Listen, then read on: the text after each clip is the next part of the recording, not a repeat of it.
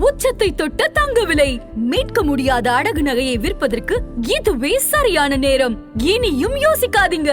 உங்க தங்க நகைய அதிக விலைக்கு விற்க சிறந்த வழி prime gold hub 9840551787. No compromise. உங்க சைடுலயும் எங்க சைடுலயும். It's a GT promise. GT Holidays, South India's #1 travel brand. இந்த கிறிஸ்துமஸ இன்னும் அழகாக்க காஞ்சிபுரம் SM சில்க்ஸில் 60% வரை சிறப்பு தள்ளுபடி. அருகில் உள்ள ஷோரூமை இப்பவே. சிவாஜி கணேசனா படத்துல தான் சொல்றேன், தப்பா எடுத்துக்காதீங்க. வைரத்தை கடத்துவாங்க, பொட்டியில வச்சுக்கின்னு போவாங்க. அந்த அம்மா சொல்லும், கதாநாயகி, படத்தின் கதாநாயகி, வைரம் என்றே என்னை நீ பாரு. கொள்ளடிக்கிறது வெளியே தெரியக்கூடாது, சிக்னல் போலீஸுக்கு தெரியாம இது ஒரு சிக்னலா. வைரம் என்றே என்னை நீ பாரு, வாங்கிக் கொள்வேன் அதை கையோடு, தந்தது பிறருக்கு தெரியாது. ஈடி வந்தவன பொடி தூக்கிட்டு போய் நிக்கிறது, தந்தது பிறருக்கு தெரியாது. ஒன்றிய அரசும் இந்த திமுக அரசும் சந்திக்கிறது, சந்தித்த ரகசியம் புரியாது. கனெக்ட் ஆயிடுச்சா? கனெக்ட் ஆயிடுச்சா? இன்னாது யாருக்கிட்ட வந்து நீங்க இந்த கதையெல்லாம் விடுறீங்க? ஏப்பா நான் கேக்குறேன், பருவமழைன்றது நிர்ணயிக்கப்பட்ட ஒன்று.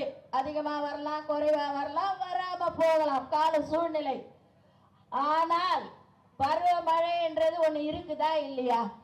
மழை வர்றதுக்கு முன்னாடி திட்டம் போட்டு தூர் வாடுறது, முகத்தாரத்தை கிளீன் பண்றது, கால அடைப்பு எடுக்கிறது, சாலைகளை மேடாக்குவது, இதுதான்.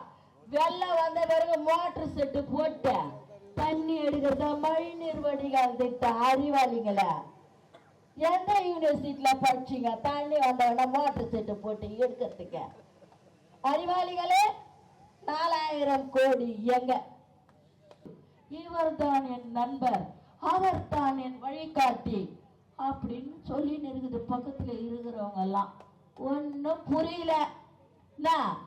இந்த ஈடியா ஒரு நாளைக்கு ஒரு டிபார்ட்மெண்ட்ல 1000 கோடி டாஸ்மாக் ஊழல், 1030 கோடி நகர்ப்புற வளர்ச்சி, 4000 கோடி வடிகால் துறை ஊழல்னு சொல்றாங்களே தவிர ஆக்ஷன் எடுத்த மாதிரியே தெரியலையே. ஏன் அமைதியாகிறீங்க? சொல்றீங்கல்ல இத்தனை கோடி நிறுவன ஆதாரத்தோடு தான் கணக்கு கொடுக்குறீங்க. ஏன் ஒன்றிய அரசு இவர்களை நீங்கள் ஏன் கைது செய்யாமல் இருக்கிறீர்கள்? ஏன் அவர்கள் சொத்துக்களை நீங்கள் முடக்க மாட்டீங்க? அப்ப என்ன? யாரு ஏடிஎம், யாரு பிடிஎம்? வெளியே வாங்க, வெளியே வந்து சொல்லுங்க. ஆமா நாங்க லிங்க்ல இருக்கோம் சொல்லிட்டு போ. ஏன் மறிகிற? இந்த இப்ப ஒண்ணு வந்துச்சு, நிறைய நேரம் எடுத்துக்கூடாது. அண்ணெல்லாம் இருக்கிறாங்க பேசுவாங்க, நான் நிறைய டைம் எடுத்துக்கூடாது. இந்த அம்மா திவ்யா சத்யராஜ், அந்த அம்மா சொல்றாங்க, மேடையிலே பேசுபவர்கள் தலைவராக முடியாது. உங்க தலைவர்லாம் எங்க பேசுனாங்க? மேடையில படமா ரூம் போட்டு பேசுறாங்களா? மேடையிலே ஆடுபவர்கள் எல்லாம் தலைவராக முடியாது. ஆடவானா, தரையில இறங்கி அடிக்கணுமா? அது என்ன தரையில இறங்கி அடிக்கணும்னு எங்களுக்கு நீ சொல்லி தர? வா, தரையில இறங்கி அடிக்க நான் தயார். பெட்டர் ஆஃப் தேனாம்பேட்டை, வண்ணாரப்பேட்டை, சிலோம்பேட்டை, கழம்பேட்டை, பெட்டர் ஆஃப். வா, தரையில இறங்கி அடிக்கலாம். உனக்கு தான் தெரியுமா இறங்கி அடிக்க? எங்களுக்கு இந்த தரையில இறங்கி அடிக்க தெரியாதா? என்ன நினைச்சுக்கிட்டு பேசிக்கிட்டு இருக்கீங்க? ஒண்ணுமே புரியல. எவ்வளோ ஊழல் நடந்துச்சு, காலம் கனிந்து விட்டது. பத்தாத்துக்கு இப்ப நாளைக்கு நம்ம ஈரோட்டுல நம்ம தலைவர் இன்றும் நம்முடைய வளர்ச்சி ஏற்கனவே பிரமாண்டமா இருக்கு. எங்க பார்த்தாலும் டிவிக்கே தாவேக்கா, டிவிக்கே தாவேக்கா தான், வேற கட்சி பேரே வரல. இதெல்லாம் கண்டுதான் பயந்து போய் அவதூறு வாய்களுக்கு வாடகைகளை கொடுத்து பரப்பிக்கின்னு இருக்காங்க. யாகாவாராயினும் நாக்காக்க காவாக்கால் சோகாப்பர் சொல்லினுக்கு பட்டு வார்த்தைய உங்களிடத்துல நான் முன்வைக்கிறேன். இந்த மீனவர் சார்பாக நடக்கின்ற இந்த கூட்டத்தில் நான் பங்கெடுத்ததுல பெருமைப்படுறேன். ஏன்னா அந்த மீனவர்களுக்காக பாடுபட்டு கச்சத்தீவை மீட்டு தருவேன் என்று சொல்லியிருக்கின்ற என் தலைவர் கச்சத்தீவு உங்களுக்காக கச்சத்தீவை பேசிய உடனே கச்சத்தீவின் அதிபர் வந்து கச்சத்தீவு பாதுகாப்பாக இருக்கிறதா என்று பார்த்து செல்லக்கூடிய அளவுக்கு நம் தலைவரின் பேச்சுக்களும் செயல்களும் வல்லமை பொருந்தியதாக இருக்கின்றது. பேச வாய்ப்பளித்த மாவட்ட கழக செயலாளருக்கும் அண்ணனுக்கும் நன்றி பாராட்டி இடம் சார்கிறேன். நன்றி, வணக்கம். கொள்கை இல்லாத கூட்டம் நம்மளை பார்த்து சொல்ற ஒரு கூட்டம். தமிழ்நாட்டு மக்கள் வரி பணத்தை கோடி கோடியா கொள்ளடிக்கிற இந்த திராவிட மாடல் முன்னேற்ற கழகத்தினுடைய கூட்டம். அந்த கூட்டம் நம்ம கூட்டம் அந்த மாதிரியா? எங்களுடைய நண்பர்கள்லாம் பாத்தீங்கன்னா தமிழ்நாடு முழுக்க கிட்டத்தட்ட எல்லா தொகுதியிலும் காலையில பாத்தீங்கன்னா கிட்டத்தட்ட ஒரு 200 பேருக்கு உணவு வைக்கிற கூடிய ஒரு கூட்டம் நம்மளுடைய தமிழக வெற்றி கழக தலைவர்களுடைய கூட்டம். அப்புறம் அக்கா சொன்னாங்க இளைஞரணி மாநாடு நடத்தினாங்கன்னு. இப்பயோ நாங்க சொல்றோம், இந்தியாவிலேயே இதுக்கப்புறம் எந்த தலைவர் வந்தாலும் விக்கிரவாண்டியிலையும் மதுரையில நடத்தின ஒரு மாநாட இனி எந்த தலைவராலையும் இந்தியாவிலே நடத்த முடியாது. கட்டுக்கோப்பான கூட்டமா ஓட்டை பிச்சு ஒயின் ஷாப் ஓடுற கூட்டம் இந்த இளைஞரணி கூட்டம், திராவிட மாடல் போட்ட கூட்டம், முந்தானத்து போட்ட கூட்டம். அண்ணா அவர்கள் இப்ப கேட்டாங்க எங்களை 5 பேர் கொள்கை தலைவராக வச்சுக்கினீங்க, அதுக்கப்புறம் பாத்தீங்கன்னா ஏன் எம்ஜிஆர் எடுத்தீங்க? படகோட்டி, மீனவ நண்பன், ரிச்சாக்காரன், இப்படி ஏழைகளுக்கு உண்டான திரைப்படத்துல பொன்மன செம்மர் புரட்சி தலைவர் எம்ஜிஆர் அவர்கள் நடித்தார். அதை நடைமுறைப்படுத்தினார். ஏழைகளுக்கு உதவும் பல்வேறு நலத்திட்டங்களை கொடுத்தார். அதனால எங்க அண்ணன் தளபதி அவர்கள் எம்ஜிஆர் கையில் எடுத்தார். அதுக்கப்புறம் பேரறிஞர் அண்ணா 3 படி அரிசி லட்சியம், 1 படி அரிசி நிச்சயம் என்று ஏழைகளுக்கு அரிசி கொடுக்க வேண்டும் என்ற ஒரே நோக்கத்தோடு கட்சி ஆரம்பித்த அண்ணாதுரை அவர்கள் இன்றைக்கு அந்த கட்சி ஆரம்பிச்ச திமுக அவரை எப்படி வச்சுக்குதுன்னு அவனை சொல்றேன். எம்ஜிஆர் ஒரு படத்துல ஒரு பாட்டு பாடியிருப்பார். நாட்டுக்காக உழைப்பதற்கே அண்ணா பிறந்தார், பொது நலத்தில் தானே நாள் முழுக்க கண்ணா இருந்தார், ஏற்றுக்கொண்ட பதவிக்கெல்லாம் பெருமையை தந்தார், தன் இனிய குடும்பம் ஒன்றுக்கு தான் வறுமையை தந்தார், தன் இனிய குடும்பம் ஒன்றுக்கு தான் வறுமையை தந்தார். இன்னைக்கு அந்த கட்சியை வச்சுக்கிறவங்க வறுமையில இருக்கிறாங்க. திமுக குடும்பம் அண்ணன் ஆரம்பிக்கப்பட்ட கட்சி முதலமைச்சராக இருந்தார், அவர் குடும்பம் எவ்வளவு வறுமையில இருந்து சொல்லிட்டு பொன்மன செம்மல் எம்ஜிஆர் அவர் பாடினாரு. அந்த கட்சியை இப்ப கையில வச்சுக்கிற திமுக எவ்வளவு பெரிய வறுமையில இருக்கு தெரியுமா? உலக நாடுகள்ல 7வது பணக்காரங்க. கோடி கோடியா கொள்ளை அடிச்சு இன்னும் எங்கடா எடுத்துன்னு போய் வைக்க போறீங்க? இன்னைக்கு நம்ம குடிநீர் இணைப்பு கொடுக்குறோம் பாத்தீங்களா, அதுல 1020 கோடி ஊழல் சொல்லிட்டு நேரு மேல அமலாக்கத்துறை பொறுப்பு டிஜிபி கம்ப்ளைண்ட் கொடுத்து கிட்டத்தட்ட 1 வாரம் ஆகுது. அது எதுவுமே எடுத்துக்கிறது இல்ல. சரி, எனக்கு நேரம் கொஞ்சம் கம்மியா இருந்ததுனால கொஞ்சம் ஷார்ட்டா முடிச்சுக்கிறேன். ஐயா ஐயா நாங்கெல்லாம் புது ஆளுங்க ஐயா, சரிங்க ஐயா. சரிங்க, எனக்கு வாய்ப்பளித்த அனைத்து நல்ல உள்ளங்களுக்கும் நன்றி கூறி கடைசியா ஒரே ஒரு விஷயத்தை மட்டும் சொல்றோம். வருகிற பொங்கலுக்கு இந்த திராவிட மாடல் ஆட்சி 2000 இல்ல 3000 தரோம், வாங்கி வச்சுங்க. எங்க கொடிய பாத்துங்க, எங்களுக்குன்னு ஒரு சின்னம் தருவாங்க. நீங்க இந்த வாட்டி போய் குத்துற குத்து கும்பாங்குத்தா இருக்கணும்னு சொல்லிட்டு எனக்கு வாய்ப்பளித்த அனைத்து நல்ல உள்ளவங்களுக்கும் நன்றி கூறி விடைபெறுகிறேன். வாசத்திற்குரிய அண்ணன் நாஞ்சில் சம்பத் அவர்களே, எனக்கு பின்னால் சிறப்புரையாற்ற வருகை தந்திருக்கின்ற நம்முடைய கொள்கை பரப்பு இணை செயலாளர் என்னுடைய பாசத்திற்குரிய தம்பி லயோலாமணி அவர்களே, என்னோடு வருகை தந்திருக்கின்ற சட்ட ஆலோசனை குழுவினுடைய இணை ஒருங்கிணைப்பாளர் என்னுடைய பாசமிகு தம்பி மேகப்பிரியன் அவர்களே, மற்றும் இந்த நிகழ்ச்சியில் கலந்து கொண்டிருக்கின்ற தளபதியினுடைய நெஞ்சில் குடியிருக்கும் இளைஞர்களே, நண்பர்களே, தாய்மார்களே, வியாபார பெருங்குடி மக்களே, உங்கள் அத்தனை பேருக்கும் என்னுடைய இதயத்தின் அடிப்பாகத்திலிருந்து எழுகின்ற அன்பு கலந்த மாலை வணக்கத்தினை நான் முதலாக உரித்தாக்கிக் கொள்கிறேன். தமிழக வெற்றி கழகம் என்ற இயக்கத்தை தமிழகத்திலே மிகச்சிறந்த நடிகர் என்றும் உலகமெங்கும் வாழுகின்ற தமிழர்களின் நெஞ்சங்களில் குடியிருக்கின்ற தளபதி அவர்கள் பிறப்புக்கும் எல்லா உயிர்க்கும் என்ற கொள்கையோடு கழகத்தை கண்டிருக்கிறார்கள். தமிழகத்தில் 1967 வரை பெருந்தலைவர் காமராஜருடைய ஆட்சி ஒரு பொற்கால ஆட்சி என்று சொல்லலாம்.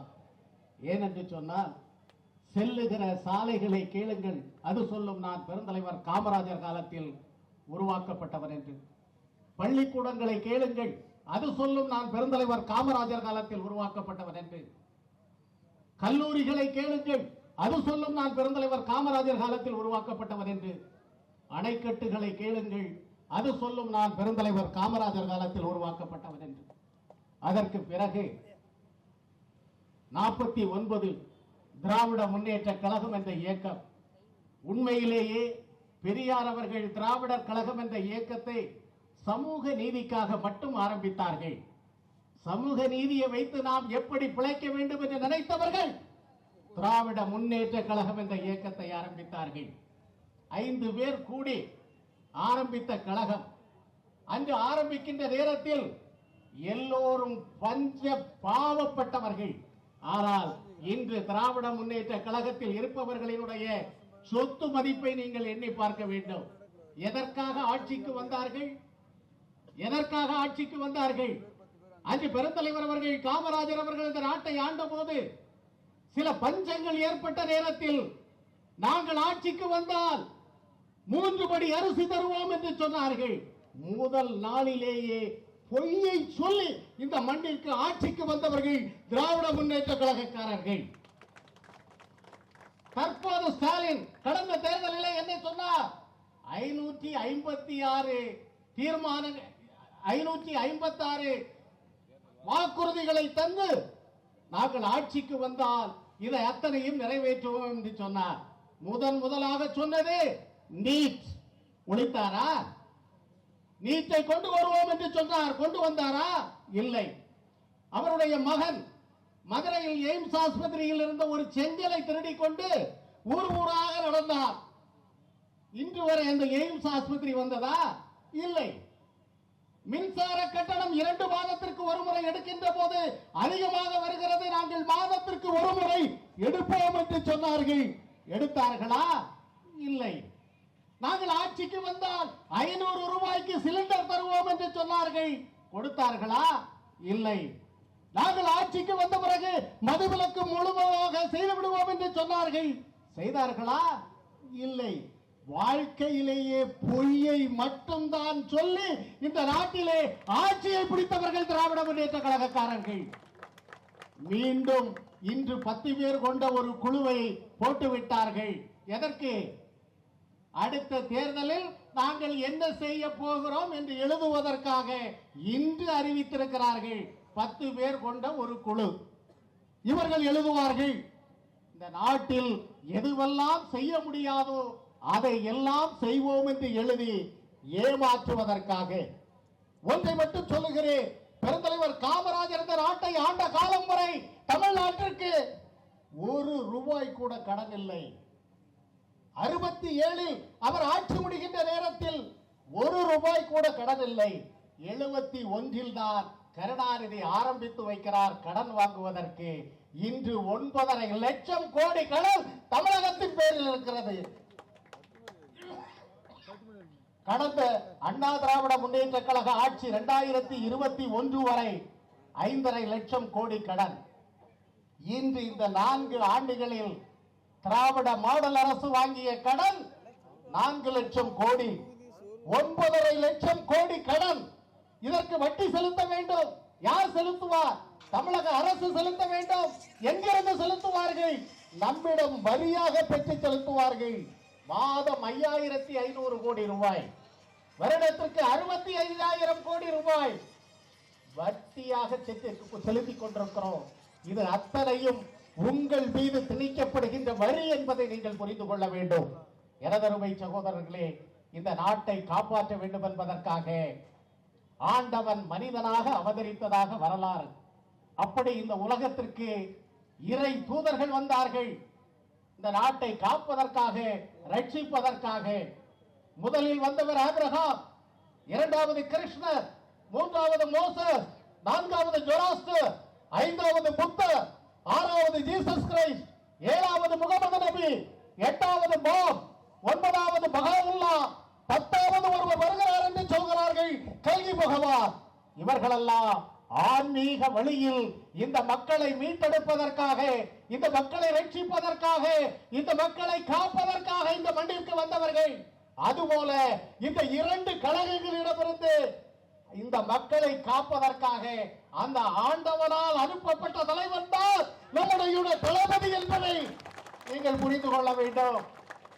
இன்று தமிழக கலைத்துறையிலே அதிகபட்ச சம்பளத்தை பெற்றுக் கொண்டிருக்கின்ற ஒரு தலைவன் தன்னுடைய வருமானத்தை விட்டுவிட்டு எந்த மக்களால் வாழ்ந்தாரோ அந்த மக்களுக்காக வாழப் போகிறேன் என்று சொல்லி இன்று இந்த மண்ணிற்கு வந்திருக்கிறார்கள்.